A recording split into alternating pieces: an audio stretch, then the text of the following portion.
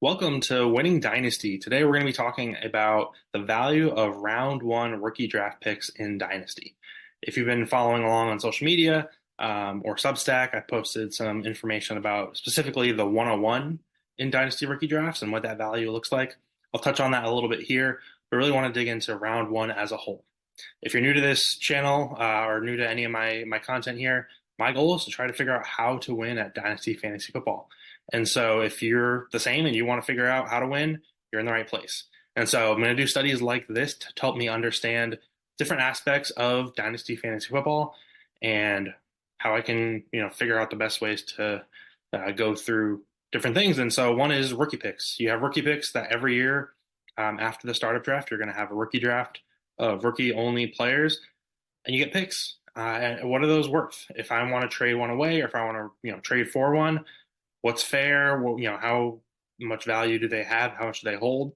And so I wanted to break that down and look at those values. So what I did was I pulled some data from DLF, Dynasty League Football.com. They had historical rookie ADP. So what was the rookie draft average, draft position for these players year to year? And so we have data from going back to 2018 up till last year. So Bijan Robinson's year, 2023. And then what I did was I put the players in order of what their average draft position was. So the guys that were drafted, so there are going to be some guys that were not drafted. I didn't really look into that. But guys that were drafted in rookie drafts. And then, in August, the year before their next season, what was their startup average draft position? So the whole NFL pool, what did that look like? Where did they kind of fall in year one? And then look at year two, year three, and for the Saquon Barkley was the oldest class. His class. And so we have 7 years, including what their current ADP is for next year. So just kind of looking at the breakdown of where these guys were drafted, what their value was. I didn't look at how they actually finished in terms of fantasy scoring because in Dynasty, yes, that matters a lot, but also age is a factor and just how people value them. And when you're trading with someone, how someone values them is what they're going to factor into that trade. And so looking at the startup draft values, average draft position values for those players to kind of see what's the value, what do they look like. And so I put together the spreadsheet. I will probably put that on Substack when I'm all done with all these different parts. I'm just going to go round one today. I'll go through rounds 2 and 3 another time, and then I'll do a round 4 and 5 video as well.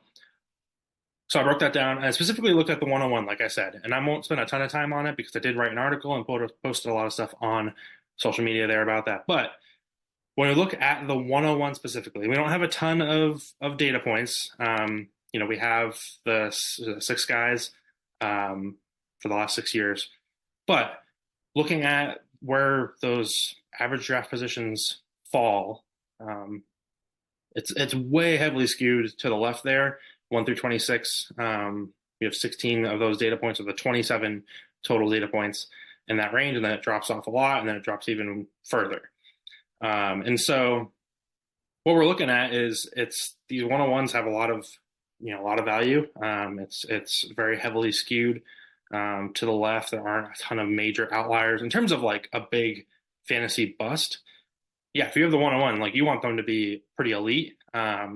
So there's some of these later numbers could feel disappointing, but overall, like in the last 6 years, there hasn't been a total bust of hey, this player was just terrible and not even usable in fantasy. And so going through just the last few, so we had Bijan Robinson last year, Breece Hall the year before, Trevor Lawrence, Joe Burrow, Josh Jacobs, and Saquon Barkley. So those are the guys that we're looking at for all of their recent years. Saquon Barkley was the best. Year 2, he had a number 1 value. He had a monster rookie year. And so the next year, his ADP was number 1. Then Josh Jacobs, his current ADP is 86 when I did this study for next year. And so that's the worst. Which again, 86, for a number 1 player, but it's also going into his 6th year. It doesn't seem terrible. Of course, you would love for him to be higher, but 86 in a 12-team startup draft where you're looking at about 7th, 8th round. So it's not like he's way, way buried in the draft. Average value was 26.5, median 21. For pretty much all of these studies, I'm going to go with the median value just because average draft position. It can't really get, it can't get better than one or two. Like it's, it doesn't get better, but it can always get way worse. And so those averages are going to be dragged down. Median's helpful too, because then you can see, all right, half of the data is on one side, half the data is on the other. Gives you a good measure. And then I broke it down by year too. And so median value is 21 in year one, 20 in year two, 9 in year three, and 13 in year four. I didn't break down years 5 and 6 and 7 because it just got way less data points. It's basically just mostly Saquon Barkley and then a couple years of Josh Jacobs. So I didn't bother looking at that, but taking years 1 through 4. So you can see there is a little bump in value from year 1 to 2, and then a big bump in year 3. So we had a lot of guys that did really well year 3, or at least were drafted highly going into that third year. And then it drops a little bit in year 4, but basically looking at it, these number 1 picks, they do hold value. Like there aren't really too many misses, but based on the consensus, there's all kinds of thought that goes into who's the consensus number 1, and typically that player doesn't end up being a bust. And you have some players like Saquon and Joe Burrow's had some years, including right now, where he's single digit ranked average draft position. So some of these guys that are really really elite.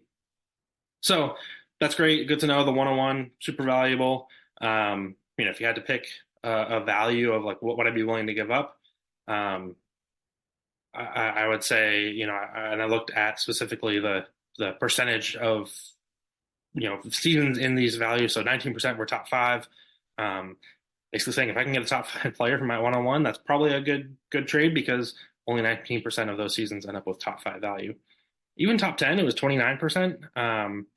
Sure, you could trade, you could acquire the 8th or 9th or 10th ranked player for your 101, and there's a chance that 101 ends up being a stud, but 29% chance. So I think, I'd be potentially willing, it depend, but potentially willing to just say, hey, I'll take whoever I value as the 8th, 9th, 10th best player in fantasy football, Dynasty fantasy football right now.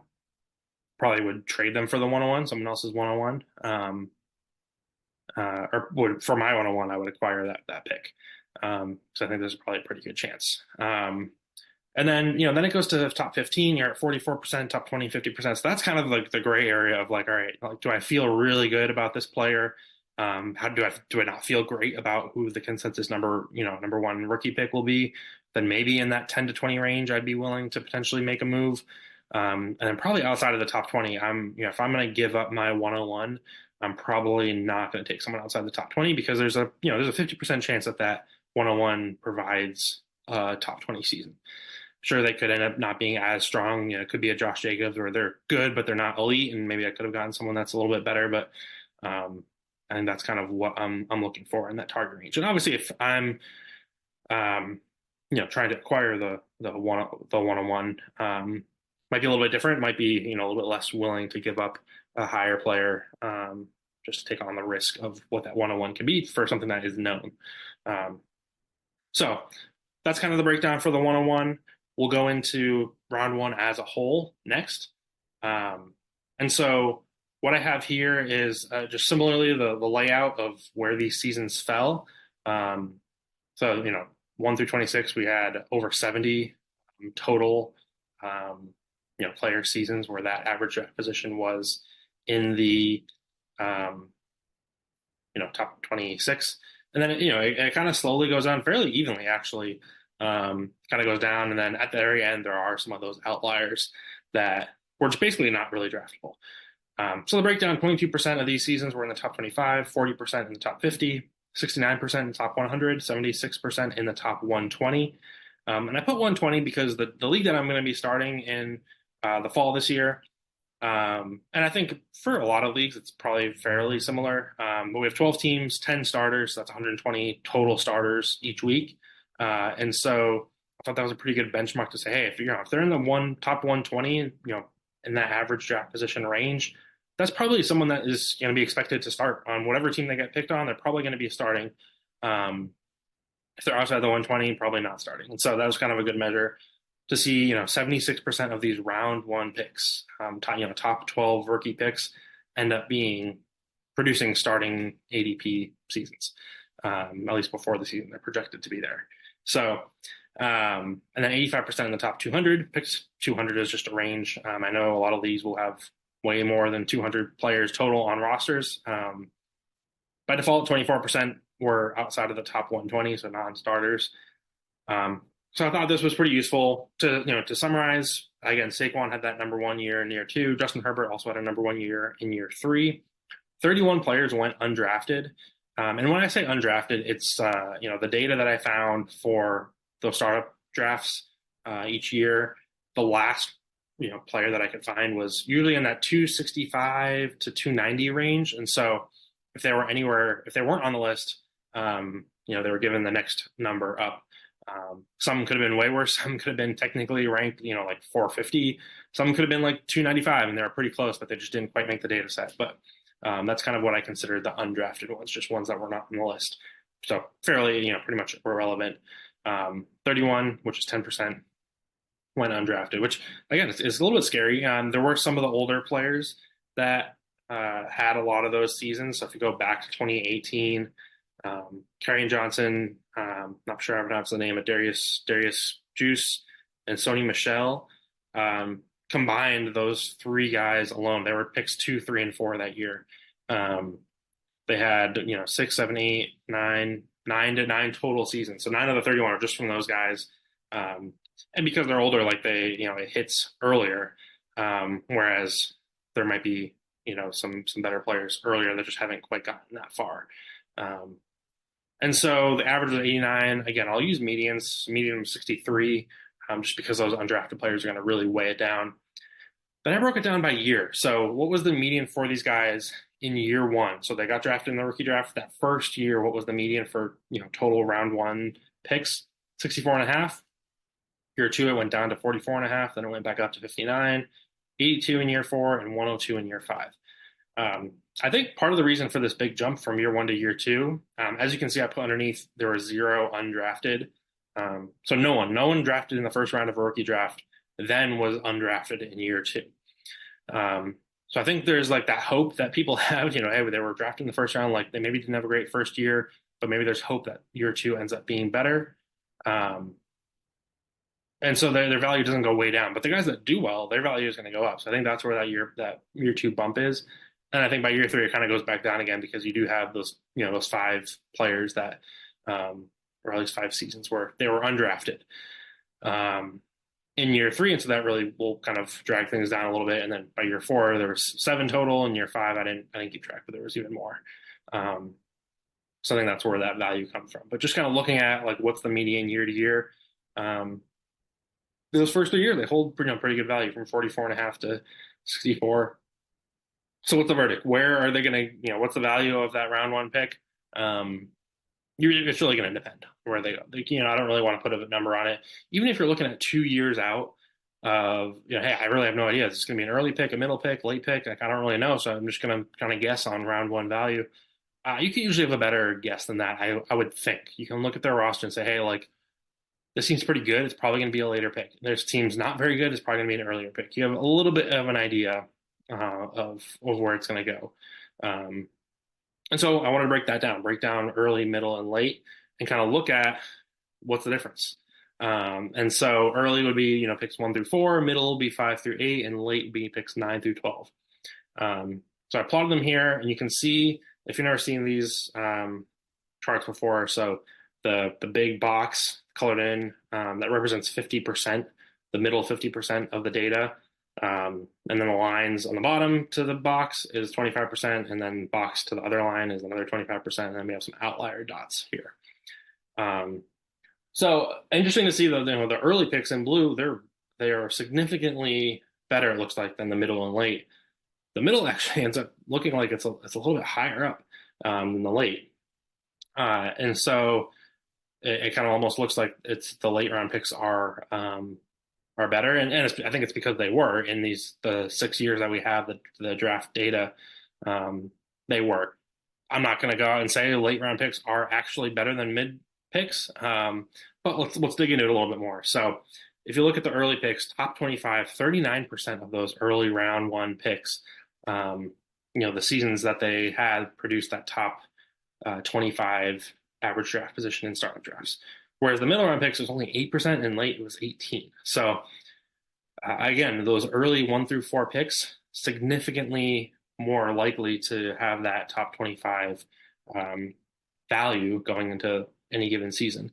Um, Top 50, you go up to 59%. So right away for going in the top 50, we have more than half of the early picks that are in the top 50. And then middle, you're only at 29, late, you're at 32. So we haven't even, the middle and late, their top 50 percentage isn't even at the top 25 percentage of the early picks.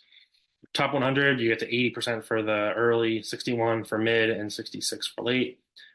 Then top 120, which, like I mentioned, that thing is for starters. You get to 82% of the seasons for early round picks, 70% for middle, and 74% for late.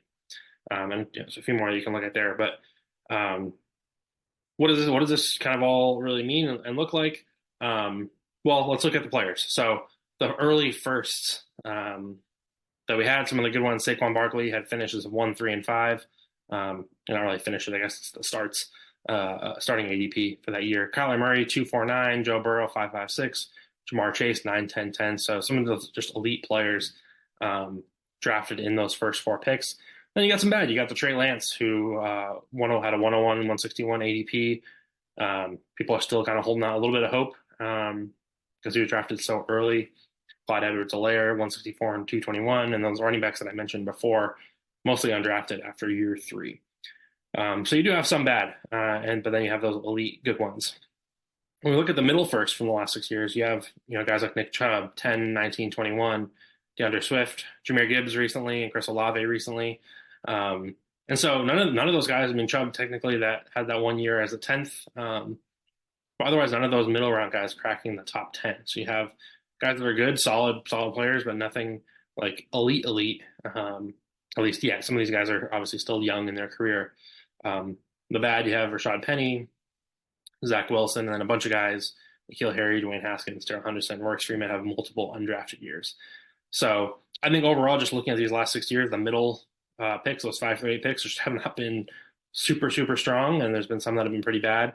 But then you go to the late first, and I think, again, I'm not saying late first are better than mid first because that's just, it's just kind of luck or randomness. But in the last 6 years, we've had some pretty high level guys in the late first, so those 9 through 12 picks. So Lamar Jackson, Justin Herbert, Justin Jefferson, and CeeDee Lamb all were late first round rookie picks in their rookie year. And then the bad, you have guys like Devin Singletary, and then Josh Rosen, Ronald Jones, Darwin Thompson, Jalen Reagor had a lot of undrafted years. So yeah, looking at the players again, I think it just happens that we had some of those elite guys go in the late first. I'm not necessarily going to sit here and tell you that late firsts are better. I broke down though to look at a little bit further. What's the year-to-year breakdown again for each of these? And so we already talked about round 1 total, but if you go to early round 1, it's the overall out median is 45, but in year 1 it's 39, and it goes down to 22 and a half. So super high value there. Again, like I said, some of those, if you get someone that's a rookie draft in the top 4, year 2, even if they have a bad year 1, year 2, they're probably still going to be pretty valuable because people are just going to hold out hope that things get better. And then some of those guys that do really well are going to jump up. And year 3 goes to 38. But looking at the mid and late, so that year 1 after that rookie draft, those mid round picks, 63 and a half for their median. The late ones are 90 and a half. So immediately people are saying, oh, well, these mid-level ones have more value than the late. But basically after that year 1, it doesn't even matter anymore. In fact, actually the mid ones have a worse median every year after that. It's pretty much the same in year 2, but then year 3, year 4, which again was just probably a factor of the actual players that were picked. If we had a much bigger sample size, I'm guessing the difference wouldn't be maybe as drastic, or it actually would show that mids are a little bit better. But main takeaways about round 1 draft picks. The 101, very insulated, never really a total bust by fantasy standards, very valuable. Early round 1 picks, so those 1 through 4 picks, significantly more valuable than the mid to late picks. Almost 40% produce top 25 values compared to only 8 to 18 in the rest of round 1. And then almost 60% produce 50 values compared to 29 to 32 in those mid and late round picks. The mid first, again, they're really only more valuable in year, than the late first before the rookie year. So Um, if you've got a guy that you drafted in the middle rounds, and for some reason you kind of feel like, hey, there's like this guy later that I like. Year one's probably the year to trade for him because by year two that could change and the value might not be as drastically different. Um, and so I think if you can, and it depends on the year. Some years there's stronger rookie classes, or at least it feels like it's a stronger rookie class. So maybe you feel like it's going to go a little bit deeper. But I think in general, if you can try and trade up, if you have a mid first and you can try to trade up somehow and get an earlier first, that's a little bit more secure. And hey, this is going to be a more valuable pick probably.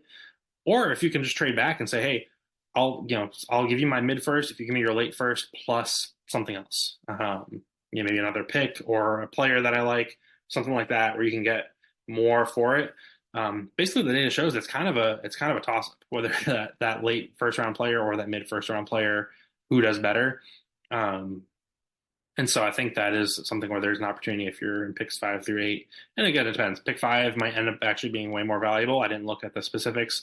Um, I think for the data that we have, it probably isn't because there's so many good players in those late round picks, but late round one picks. But um, yeah, so I would say that's kind of my takeaway from this. I think those mid to late picks kind of all blend together. And so if you can move back, trade back, I think that might be potentially a valuable move, just to get more for those mid picks that again are valued very highly going into year one. Um, but then by year two, they're pretty much the same or even sometimes worse value than those guys that were picked in the late rounds. So overall, I think those are the key takeaways from round one. I'm not going to necessarily go through and say, hey, here's what I would if someone offered me a sixth round pick or a first round pick at the sixth, what would I give for them? Again, it just kind of depends. It's going to depend year to year. It's going to depend on who you have.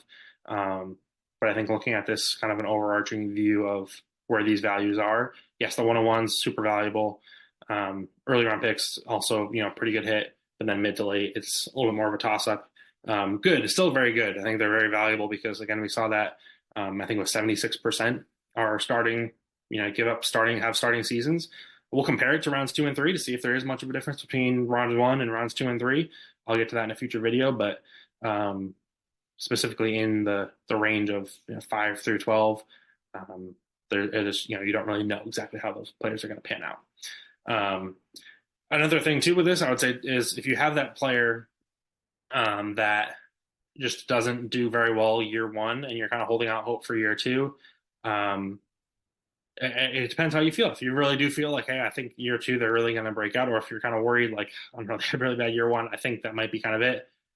A lot of the cases, it does maybe end up working out to trade that player away while their value is still there, because we saw in year two those values still kind of hold for guys that even if they don't do as well in year one. For example, like Bryce Young right now. When I pulled this data, he was 20th in ADP for last year, and then when I pulled the data right now, he's 43rd. He obviously didn't have a great year. Could pull it out, could end up being actually good. Maybe it was just the team that wasn't great around him. 43 certainly isn't bad. And so if you feel like, hey, I've got him, and I feel like he actually is a bust, now's probably the time, because if he is a bust next year, he's probably going to drop way further. Yeah, it could turn around, but you never know. So again, that's going to be a judgment call for you, but that seems to be the best time, because it looks like by year three, for pretty much all these guys, it goes up. And that's probably being dragged down by the players that are not good. So you got to make that decision. I think after year one is a good time to say, hey, I'm just going to get out on this guy and not risk it. Year one wasn't great. Let's find somebody that maybe wanted to get them and is still holding out hope, and I'll take advantage of that and take whatever they can give me to get some kind of value for that player. So that's what we got for today. Covering round one, I'll be doing rounds 2 and 3 probably sometime next week. I'll put out that video, and then we'll wrap up with rounds 4 and 5. Give me a like and subscribe. You can follow me on social media. I'll put those links down below, and then subscribe on Substack, where I'm putting out articles and videos that you can check out there. But really just trying to figure out how Dynasty works, how to win, and hope this helped.